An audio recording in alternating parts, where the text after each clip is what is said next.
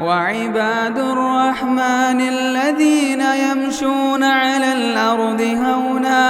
وإذا خاطبهم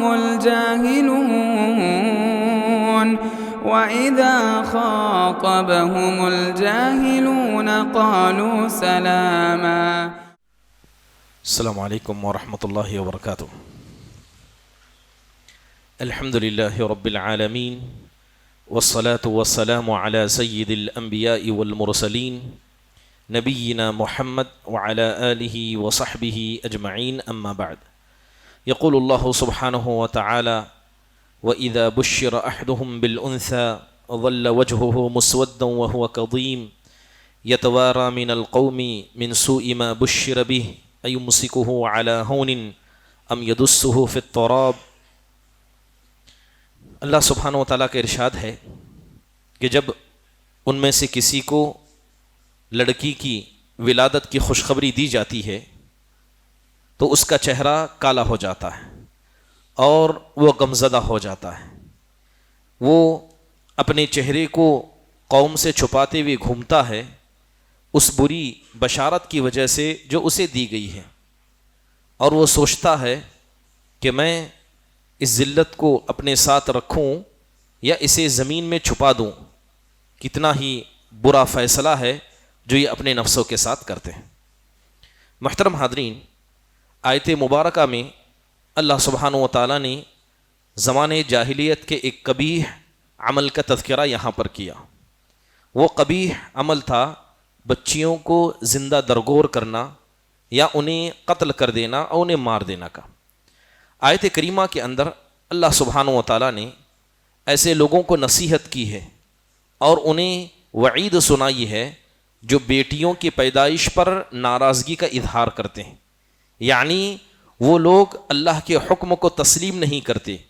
اور اگر مان بھی لیں تو دل کے اندر خوشی کا اظہار نہیں کرتے.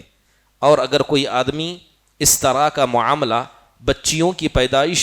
اور ان کی ولادت پر کرتا ہے تو اللہ تعالیٰ نے اسے زمانے جاہلیت کے اخلاق و عادات سے جوڑا. ایک بات اس آیت کریمہ سے جو ہمیں سمجھ میں آتی ہے وہ یہ کہ زمانے جاہلیت کے اندر جو بیٹیوں کے ساتھ برتاؤ کیا جاتا تھا، شریعت اسلامیہ نے کلی طور پر اس نظام کو بدل دیا، اور وہ نظام جو زمانے جاہلیت میں ظلم پر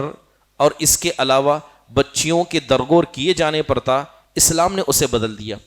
اگر آپ زمانے جاہلیت کا رواج دیکھیں کہ جب ان کے یہاں بیٹی پیدا ہوتی تو سب سے پہلے وہ اس کی ولادت کو اپنے لیے عار سمجھتے تھے کہ یہ تو ذلت ہے، کون اس کے ساتھ زندگی گزارے گا. دوسرا برا معاملہ یہ انہیں درگور کیا کرتے. اب درگور جو کیا جاتا تھا وہ 2 اور 3 طریقے کا تھا. بنیادی طور پر درگور کرنے کا ایک طریقہ یہ ہوتا کہ جیسی ہی کوئی عورت ولادت کے قریب ہوتی ایک گڑھا کھود دیا جاتا اور اس عورت کو اس گڑھے کے قریب بٹھایا جاتا اور ولادت ہونے دیا جاتا. اگر لڑکا ہوتا تو اس بچے کو گھر میں لے آتے، اگر لڑکی پیدا ہوتی اسی گڑھے میں اس بچی کو پھینک کر فوراً دفن کیا جاتا تھا.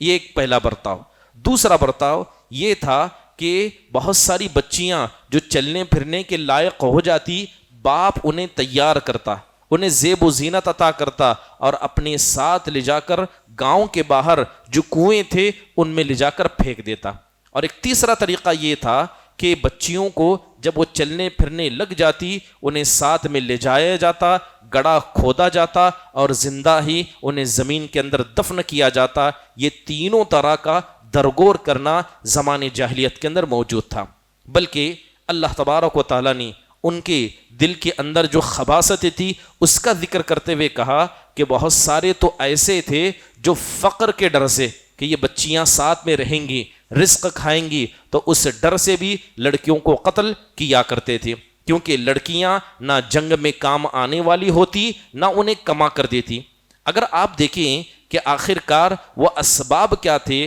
جس کی وجہ سے مشرکین مکہ ایسا کرتے. سب سے پہلی بات عار جسے ہم کہہ سکتے ہیں کہ انسان کے اندر اپنی گھر کی عورتوں کے حوالے سے جو غیرت ہے بسا اوقات وہ عار میں تبدیل ہو جاتی ہے. کیونکہ جب کبھی جنگ ہوتی تو جنگ کے اندر اگر کوئی قبیلہ ہار جاتا تو ان کی عورتوں کو جیتنے والے غلام بنا لیتی۔ اب ایک باپ دیکھتا کہ اس کی نگاہوں کے سامنے اس کی بیٹی کو لوگوں میں تقسیم کیا جا رہا ہے، بغیر شادی کے اٹھایا لیا جا رہا ہے، اس کے ساتھ بے حرمتی کی جا رہی ہے، تو یہ عار مشرکین مکہ پر بڑی بھاری پڑتی۔ اور دوسری وجہ تھی فقر، کہ ان کے پاس اپنے کھانے کے لالے ہوتے، لڑکا پیدا ہوتا یہ کمانے کے لائق بن جاتا، ماں باپ پر بھی خرچ کرتا، لیکن لڑکی پیدا ہو جاتی یہ ماں باپ کی پوری ذمہ داری میں ہوتی۔ اس لیے اللہ نے ان کو نصیحت کرتے ہوئے کہا وَلَا تَقْتُلُوا أَوْلَادَكُمْ خَشْيَةَ إِمْلَاقٍ، کہ تم رزق کے ڈر سے، رزق کی تنگی کے ڈر سے اپنی اولاد کو قتل مت کرو، اس لیے کہ ہم تمہیں بھی رزق دیتے ہیں اور ان کو بھی رزق دیتے ہیں۔ اس کے علاوہ ایک تیسری وجہ جو عار محسوس کرنے اور بچیوں کے قتل کرنے کی تھی وہ یہ کہ وہ بچیوں کو اکثر مردوں کے مقابلے میں کمزور سمجھتے، نہ یہ جنگ میں شریک ہو سکتی ہیں، نہ قبیلے کی حفاظت کر سکتی ہیں، نہ مال کما سکتی ہیں، بلکہ باپ کے لیے بوجھ بن جاتی ہیں۔ یہ کچھ بنیادی وجوہات تھی جن کی وجہ سے مشرکین مکہ اپنی بچیوں کے ساتھ اس طرح کا معاملہ کرتے۔ محترم حاضرین، ایک بچیوں کی ولادت کو ناپسند کرنا، انہیں زندہ درگور کرنا، اس کے علاوہ بچیوں کو میراث سے محروم کرنا بھی یہ زمانے جاہلیت کی عادتوں میں سے تھی۔ لہذا کوئی بھی لڑکی اپنے باپ کی مال کی وارث صرف 2 شرط میں بنتی، یا تو وہ خود میں جنگ میں شریک ہونے لگ جائے یا جنگ میں آ کر ہتھیار اٹھائے۔ جنگ میں اگر وہ مردوں کا ساتھ دے گی اسے میراث میں حصہ دیا جاتا، اگر وہ اس میں سے کسی میں شریک نہیں ہوتی تو اسے کلی طور پر میراث سے محروم کیا جاتا۔ اس کے علاوہ آپ دیکھیں کہ حق یہ بھی تھا کہ عورتوں کے ساتھ اس طرح کا برتاؤ کیا جاتا کہ عورتوں کو وراثت کے مال کی طرح بانٹا جاتا تھا۔ مان لیجئے کہ اگر کسی آدمی کا انتقال ہو گیا تو جیسے ہی جو اس آدمی کی بیوی ہوتی آنے والا آتا اور اس کا اپنا رشتہ دار اس عورت کے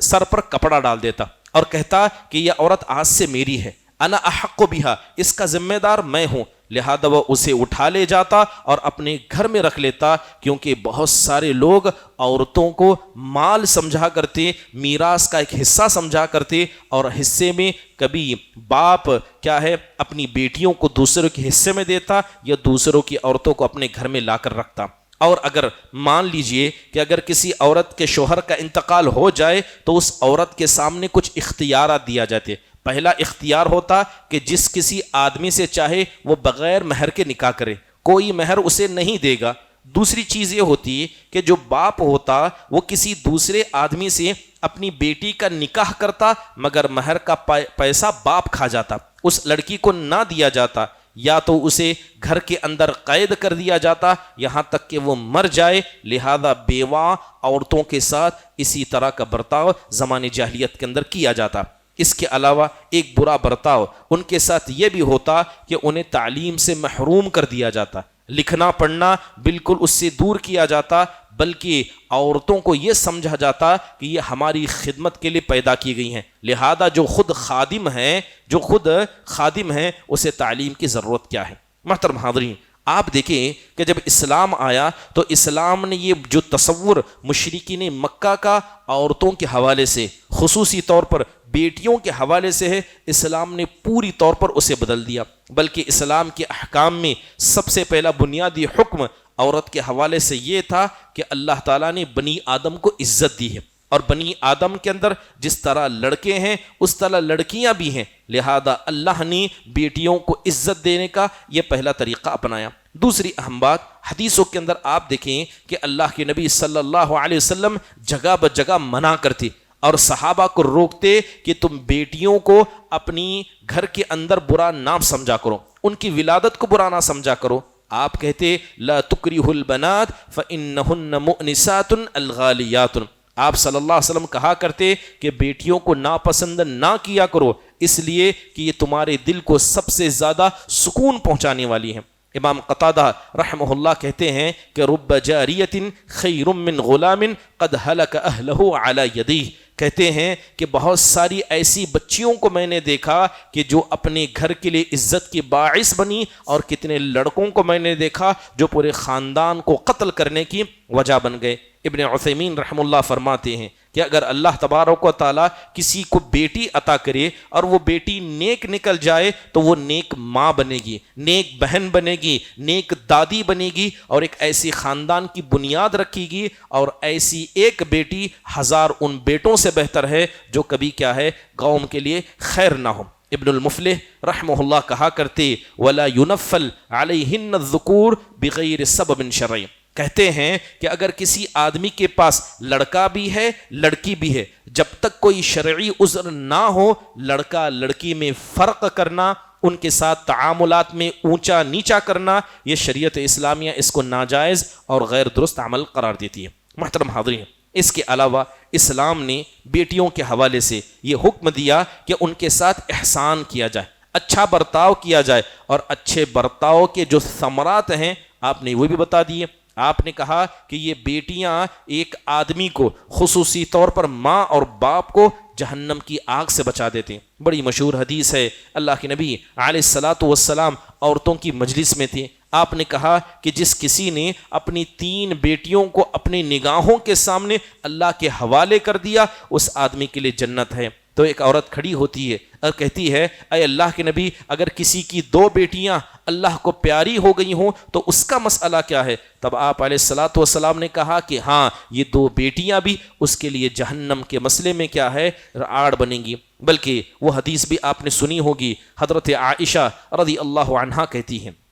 کہ ایک عورت ہمارے پاس آئی، مسکین تھی، لہذا مانگ رہی تھی، میرے گھر میں ایک کھجور تھا، لہذا میں نے وہ کھجور اس عورت کے حوالے کیا، اس عورت نے اس کھجور کے 2 ٹکڑے کیے، ایک اس بیٹی کو ایک اس بیٹی کو حوالے کیا۔ حضرت عائشہ کہتی ہیں کہ اس عورت کا یہ برتاؤ اپنی بیٹیوں کی تئیں مجھے اتنا پسند آیا کہ میں نے اللہ کے نبی سے اس کا تذکرہ کیا۔ تب اللہ کے نبی نے کہا کہ من ابتلی من البنات بشیء فاحسن الیہن کنا لہ سترا من النار، آپ نے کہا کہ جس کسی کو اللہ نے بیٹیاں عطا کی اور اس نے ان کے ساتھ اس طرح کا اچھا برتاؤ کیا تو یہ بیٹیاں جہنم میں جانے سے اس آدمی کے لیے آڑ بنیں گی۔ دوسری حدیث کے اندر اللہ کے نبی نے کہا من کان لہ 3 بنات، کہ جس کسی آدمی کو اللہ 3 بیٹیوں سے نوازے، وہ ان کے اوپر صبر کرے، انہیں کھلائے، انہیں پلائے، اور اپنے حلال رزق سے انہیں کپڑا پہنائے، تو قیامت کے دن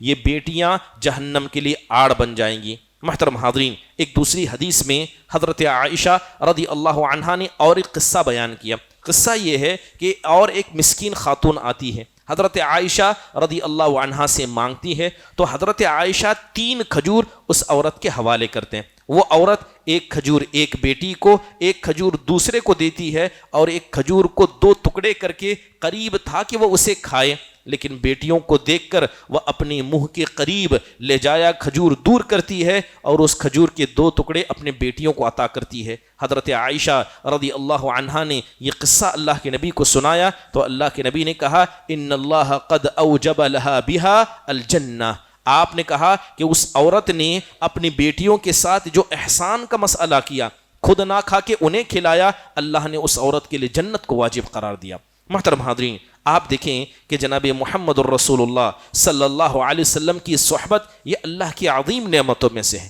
صحابہ اکرام کو یہ نعمت ملی، لیکن اگر کوئی آدمی اپنی بیٹیوں کے مسئلے میں احسان کا معاملہ کرتا ہے، وہ قیامت کے دن اللہ کے نبی صلی اللہ علیہ وسلم کے ساتھ کھڑا ہوگا۔ آپ نے کہا من عال جاریتین حتی تبلغا، کہ اگر کوئی آدمی اپنی 2 بیٹیوں کی تربیت کرتا ہے یہاں تک کہ وہ بالغ ہو جائیں، جوان ہو جائیں، آپ کہتے ہیں کہ میں اور وہ قیامت کے دن اس طرح آزو بازو کھڑے ہوں گے۔ جناب محمد الرسول اللہ صلی اللہ علیہ وسلم کو بھی اللہ تعالیٰ نے بیٹیوں سے نوازا تھا، لیکن افسوس یہ تھا کہ آپ نے اپنی زندگی میں صرف ایک ہی بیٹے کے سہارے کو دیکھا۔ 3 بیٹیاں آپ کی زندگی میں انتقال کر گئیں، 3 بیٹیوں کو 3 بیٹوں کو اللہ کے نبی نے اپنے ہاتھ سے دفنایا، اور آخری اور سب سے چھوٹی بیٹی حضرت فاطمہ بنت محمد رضی اللہ عنہا تھی۔ اللہ کے نبی صلی اللہ علیہ وسلم بے انتہا محبت حضرت فاطمہ سے کہتے، حضرت عائشہ کہتی ہیں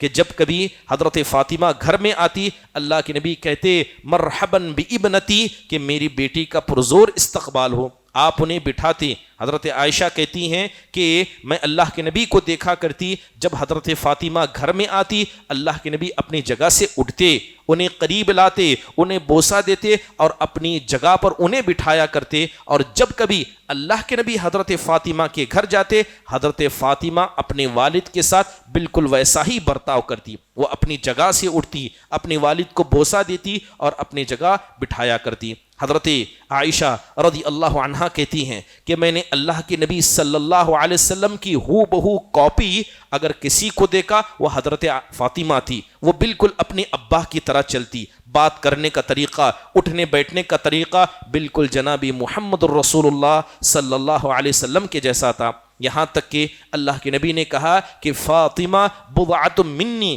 کہ فاطمہ یہ میرے جسم کا حصہ ہے, لہذا جس نے اسے غصہ دلایا اس نے مجھے غصہ دلایا. محترم حاضرین, بات صرف اتنی نہیں تھی بلکہ آپ دیکھیں کہ اللہ کے نبی صلی اللہ علیہ وسلم کی بیٹی کی بیٹی حضرت امامہ بنت زینب بنت رسول صلی اللہ علیہ وسلم اللہ کے نبی انہیں مسجد میں لایا کرتے اور آپ انہیں لے کر نماز پڑھایا کرتے. حضرت انس جو اللہ کے نبی صلی اللہ علیہ وسلم گھر کی خادم تھی وہ کہتے ہیں ما رأیت احدا کان ارحم بالعیال من رسول اللہ, کہ میں نے اللہ کے نبی سے بڑھ کر اپنی گھر کی عورتوں پر رحم کرنے والا کسی دوسرے انسان کو نہیں دیکھا. محمد بن سلمان محمد بن سلیمان رحمہ اللہ کہا کرتے البنون نعمہ والبنات حسنات واللہ عز وجل یحاسب علی النعم ویجازی علی الحسنات. بڑی پیاری بات انہوں نے کہی, کہتے کہ بیٹے یہ اللہ کی نعمت ہیں اور بیٹیاں یہ نیکیاں ہیں, لہذا اللہ نعمتوں پر حساب لیتا ہے اور اچھائیوں پر اللہ بدلہ دیتا ہے. لہذا بیٹوں کے مسئلے میں اللہ جیسا سوال کرے گا بیٹیوں کے مسئلے میں تمہیں نعمتیں اور اچھا بدلہ دیا جائے گا. بیٹیوں کے مسئلے میں سوال نہیں ہوگا. لیکن اگر کوئی آدمی بیٹیوں کے حق کو نہ ادا کرے تو وہ بیٹوں کے حق کو نہ ادا کرنے سے زیادہ مجرم ٹھہرے گا. منصور الفقی رحمہ اللہ کہا کرتے, ان کا ایک شعر ہے, کہا کرتے کہ لِأَنَّ شُعَيْبًا مِنْ أَجْلِ الْبَنَاتِ أَخْدَمُهُ اللَّهُ مُوسَى کلیمہ, کہ حضرت شعیب علیہ الصلاۃ والسلام اللہ نے صرف ان کو بیٹیاں عطا کی تھی, بڑھاپے کو پہنچ گئے تو یہی بیٹی حضرت موسیٰ جو اس وقت کے سب سے بڑے نبی تھے اس گھر کے خادم بن گئے. اللہ تعالیٰ نے بیٹیوں کے برکت سے حضرت شعیب سے بڑے نبی کو ان کے گھر کا خادم بنایا. کہتے ہیں کہ یہ بیٹیوں کی برکت کی ایک زندہ دلیل ہے. آپ دیکھیں کہ بیٹیوں کی برکت انسان کی زندگی میں کیسی ہوتی ہے. اللہ کے نبی صلی اللہ علیہ وسلم کو اللہ نے اولاد عطا کی, سارے لڑکے آپ کی زندگی میں انتقال کر گئے اور آپ کی نسل جو چلی وہ جناب محمد الرسول اللہ صلی اللہ علیہ وسلم کے لخت جگر کیا ہے حضرت فاطمہ سے چلی. محترم حاضرین, اسلام نے عورتوں کے تعلق سے اس بات کا بھی تذکرہ کیا. اللہ کے نبی صلی اللہ علیہ وسلم ماں کو دیکھتے, بیٹی کو دیکھتے اور ان کی محبت کو اللہ کے نبی نصیحت کا ذریعہ بناتے. وہ قصہ بھی ہم نے سنا کہ اللہ کے نبی صلی اللہ علیہ وسلم جنگ کے میدان میں تھے. ایک عورت جو غلاموں میں پکڑ کر لائی گئی اس کا بچہ گم چکا تھا, لہذا وہ اپنے بچوں کو پاگلوں کی طرح تلاش کرتی. جس کسی بچے کو دیکھتی فوراً اپنے سینے سے چپکا لیتی, اسے بوسہ دیتی اور اپنے بچے کو تلاش کرتی. اللہ کے نبی صلی اللہ علیہ وسلم نے اس عورت کو دیکھا, اس کے بچے کے حال کو دیکھا تو آپ نے کہا للہ ارحم بعبادہ من ہذہ بولدہا. آپ نے کہا کہ خدا کی قسم یہ عورت اپنے بچوں پر جتنا رحم کرتی ہے اللہ تعالیٰ اس سے کئی گنا تم پر رحم کرتا ہے. محترم حاضرین, آپ دیکھیں کہ اللہ تبارک و تعالیٰ نے انبیاء کو ابو البنات بنایا, یعنی اکثر انبیاء ایسے تھے جن کو اللہ نے صرف بیٹیوں سے نوازا, جن میں خود حضرت لوط علیہ الصلاۃ والسلام ہیں, حضرت شعیب علیہ الصلاۃ والسلام ہیں اور جناب محمد الرسول اللہ صلی اللہ علیہ وسلم کا شمار بھی انہی میں کیا جاتا ہے. بلکہ عبید اللہ السعدی رحمہ اللہ کہا کرتے کہ ان اللہ یحب الرجل المنبات, کہ اللہ تعالیٰ اس بندے کو بڑا پسند کرتا ہے جس کے گھر میں صرف بیٹیاں ہی بیٹیاں ہوتی, وہ اللہ کے پسندیدہ لوگوں میں سے ہوتا ہے. محترم حاضرین, جب اللہ تبارک و تعالیٰ نے اور اس کے رسول نے بیٹیوں کا اتنا مقام بیان کیا تو پھر بیٹیوں کو آزمائش کیوں کر کہا گیا؟ جیسے اکثر حدیثوں کے اندر کہا گیا کہ جس کسی کو بیٹیوں کے مسئلے میں آزمایا گیا, امام نووی رحمہ اللہ اس کا جواب دیتے ہوئے کہتے ہیں کہ اصل میں جب یہ حدیثیں بیان کی گئی اس وقت کا ماحول ایسا تھا کہ لوگ بیٹیوں کو ناپسند کرتے تھے، لیکن ہم یہ بھی کہہ سکتے ہیں کہ آج کا بھی ماحول یہ پہلے کے ماحول سے کچھ بدلا نہیں ہے۔ آج بھی وہ دور ہے جہاں بیٹیوں کی پیدائش پر خود ماں ناراضگی کا اظہار کرتی ہے، باپ ناراضگی کا اظہار کرتا ہے، اگرچہ وہ زبان سے چیزوں کو ادا نہ کریں۔ حافظ العراقی رحمہ اللہ دوسری وجہ بیان کرتے ہوئے کہتے ہیں کہ بیٹیاں عمومی طور پر یہ اللہ کی آزمائش ہے کہ اللہ ان کو حوالے کرتا ہے، یہ لڑکوں کی طرح طاقتور نہیں ہے کہ ماں باپ کا مقابلہ کریں گی، یہ کمزور ہیں، لہذا اللہ اس کمزور ذات کو گھر میں دیتا ہے اور آزمانا چاہتا ہے، وہ دیکھنا چاہتا ہے کہ کس طرح کا برتاؤ ان کے ماں باپ ان کے ساتھ کرتے ہیں۔ تیسری وجہ یہ بیان کی گئی کہ عمومی طور پر لڑکوں کے مقابلے میں جو بچیاں ہیں وہ اپنے تمام مسائل کو خود ادا نہیں کر سکتی، وہ اکیلے اور تنے تنہا زندگی نہیں گزار سکتی جس طرح کے لڑکے گزار سکتے ہیں، لہذا وہ اپنی ضرورتوں کو پورا کرنے میں کمزور ہیں، اس لیے شریعت اسلامیہ نے ان کو آزمائش کہا۔ محترم حاضرین،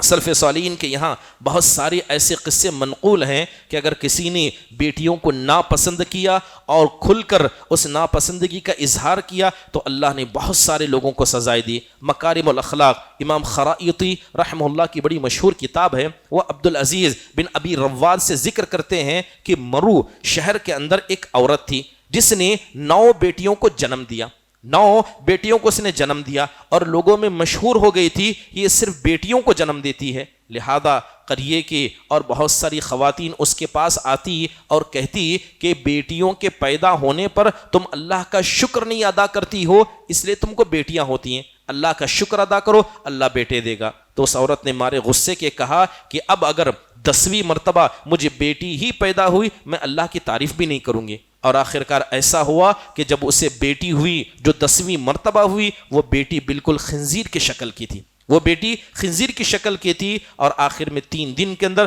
وہ بچی انتقال بھی کر گئی۔ محترم حاضرین، یاد رکھیے اولاد کا ہونا یہ انسان کے لیے نعمت ہے، چاہے وہ لڑکا ہو یا لڑکی ہو، اگر انسان اللہ کی نعمتوں پر ناراضگی کا اظہار کرے یہ نعمتیں بلا بھی بن جاتی ہیں، مصیبت بھی بن جاتی ہیں۔ تاریخ بغداد خطیب بغدادی کی بڑی مشہور کتاب ہے، اس کے اندر انہوں نے ابی بکر بن عبد الخالق الوراق رحمہ اللہ کا تذکرہ کیا۔ وہ کہتے ہیں کہ میری اپنی بیٹی تھی اور یہ تقریباً 20 سال سے بستر پر تھی، جب سے جوان ہوئی اس کے بعد سے 20 سال تک بستر پر تھی، میں تمنا کرتا کہ اللہ تعالیٰ اس کو مصیبت سے آزاد کر دے، اللہ اسے موت دے دے، اور آخرکار ایسا ہوا کہ ایک مرتبہ میں نے دعا کی اور میری بیٹی کا انتقال ہو گیا۔ اس کے بعد دوسرے دن انہوں نے خواب دیکھا، اور خواب میں کیا دیکھتے ہیں کہ بہت سارے ماں باپ کو دیکھا، قیامت کا منظر دیکھا، بہت سارے ماں باپ کو دیکھا جو تنے تنہا کھڑے ہیں اور ان کے چھوٹے چھوٹے بچے آ رہے ہیں اور جنت کی طرف ان کو گھسیٹ کر لے جا رہے ہیں۔ لہذا میری بیٹی کو میں نے آتے دیکھا، میں نے اپنا ہاتھ بڑھایا، کہا کہ بیٹی سب بچے اپنے ماں باپ کو جنت کی طرف لے جا رہے ہیں، تم بھی مجھے لے جاؤ۔ تو وہ بیٹی انکار کرتے ہوئے کہتی ہے کہ آپ تو میری موت کی تمنا کیا کرتے، آخرکار کیوں کر میں آپ کو جنت کی طرف لے جاؤں۔ یہ بات امام بخاری رحمہ اللہ نے اپنی کتاب الادب المفرد کے اندر بھی اس کا تذکرہ کیا، بلکہ عبد المفرد کے اندر ابن عمر رضی اللہ عنہ کا ایک قول بھی ذکر کیا گیا کہ ان کے پاس ایک آدمی آیا اور اس کی ایک بیٹی تھی، لہذا وہ اسے ناپسند کرتا اور اس پر خرچ کرنے کو ناپسند کرتا۔ تو حضرت عبداللہ بن عمر رضی اللہ عنہ نے اسے ڈانٹتے ہوئے کہا انت ترزقہن، کیا تم انہیں رزق دیتے ہو؟ یہ اپنا رزق اپنے ساتھ لے کر آتی ہیں۔ محترم حاضرین، اگر کوئی آدمی بیٹیوں کو آج بھی ناپسند کرتا ہے یا ان کی ولادت پر خوشی کا اظہار نہیں کرتا ہے تو وہ آدمی زمانے جاہلیت کی عادتوں میں سے ایک عادت کو اپنے اندر رکھتا ہے۔ محترم حاضرین، یہ کیسے ہو سکتا ہے کہ ایک آدمی بیٹیوں کو ناپسند کرے؟ یہ آج کی بیٹیاں ہیں، یہ کل کی مائیں ہیں، یہ کل کی بہنیں ہیں، یہ کسی کی بیویاں ہیں، یہ خالائیں ہیں، یہ پھوپھیاں ہیں، لہذا اگر کوئی آدمی بیٹیوں سے ناپسندگی کا اظہار کرے آخرکار وہ زندگی گزارے تو کیسے گزارے؟ اس لیے انسان کو چاہیے کہ کبھی بیٹیوں کی ولادت پر ناراضگی کا اظہار نہ کرے۔ بڑا افسوس ہوتا ہے کہ بہت سارے لوگ اللہ تبارک و تعالیٰ کی اس نعمت کی قدردانی نہیں کرتے اور یہ بات یاد رکھیے کہ اگر کوئی آدمی دل میں بھی اپنی بیٹیوں کی ولادت پر ناراضگی کا اظہار کرتا ہے، اللہ تعالیٰ اسے سزا دے گا، وہ اولاد کی تربیت نہیں کر پائے گا، بیٹیوں کی ولادت کے بعد بھی وہ ان کا حق نہیں ادا کر پائے گا، اور بیٹیوں کی جو برکتیں گھر کے اندر ہوتی ہیں اس سے بھی وہ محروم ہوگا۔ اللہ تعالیٰ سے دعا ہے اللہ تبارک و تعالیٰ ہم سب کو زمانے جاہلیت کی عادتوں سے بچنے، اولاد سے محبت کرنے، ان کا حق ادا کرنے کی توفیق نصیب فرمائیں، آمین۔ اقول قولی ھذا واستغفر اللہ لی ولکم ولسائر المسلمین من کل ذنب فاستغفروا انہ هو الغفور الرحیم۔ جزاکم اللہ خیر واحسن اللہ علیکم۔ السلام علیکم ورحمۃ اللہ وبرکاتہ۔ مسجد عباد الرحمن کے پلیٹ فارم سے ہونے والی دعوت و تبلیغ کے مشن کو آگے بڑھانے میں ہمارا بھرپور ساتھ دیں۔ علم و عمل سے ناطہ جوڑنے کے لیے اہل علم سے جڑیں۔ مسجد عباد الرحمن کے یوٹیوب چینل کو سبسکرائب کریں اور آگے شیئر کرنا ہرگز نہ بھولیں۔ فجزاکم اللہ خیرا۔